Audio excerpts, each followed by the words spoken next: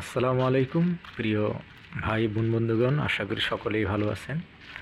নতুন আরেকটি ভিডিওতে আপনাদেরকে স্বাগত। কিছুদিন পূর্বে আমি এই জমিগুলোতে পার্সিংয়ের কাজ শুরু করেছিলাম, পার্সিং স্থাপন করেছিলাম। আজকে সেগুলি দেখার জন্য মূলত চলে আসছি যে কি অবস্থা। এসে শুরুতেই ভালো লাগলো যে স্থাপন করা পার্সিংগুলোতে ফ্রিঙ্গে পাখি বসে আছে, যেটা এই জমির জন্য খুবই উপকারী একটি বিষয়।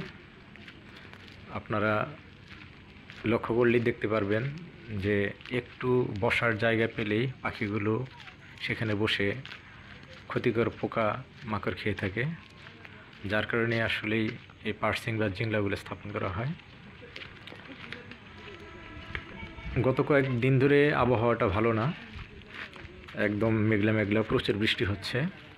আপনারা এই সময়ে অবশ্যই খেয়াল রাখবেন যে এমন অবস্থায় কিন্তু পোকার আক্রমণ কিন্তু অনেক সময় বেড়ে যায়, কারণ হঠাৎ করেই তাপমাত্রা উঠানামার কারণে রোগের প্রাদুর্ভাবও বেড়ে যায়। এই সময় বিশেষ করে খোল পচা রোগও দেখা দেয়। আর যারা বিশেষ করে বৃদ্ধান 49 করেছেন তারা অবশ্যই সতর্ক থাকবেন, যেমন ছত্রাকজনিত সমস্যা দেখা দেওয়ার সাথে সাথেই নিকটস্থ কৃষি অফিস অথবা দায়িত্বরত যে উপসহকারী কৃষি কর্মকর্তা আছে তাদের সাথে যোগাযোগ করবেন, যেন কোনো অবস্থাতেই ধানের জমিটা হুমকির মধ্যে না পড়ে। আমরা সবসময় আপনাদের পাশে আছি।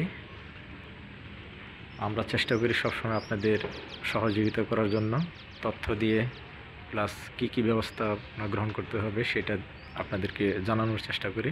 আপনারাও এক্ষেত্রে আন্তরিক থাকবেন, যেন আমাদের সাথে যোগাযোগ করেন। আপনারা ভালো থাকবেন, দেখতে থাকুন যে পার্সিং করা জমিগুলির মধ্যে পাখি বসে আছে, এগুলো দেখতে থাকুন।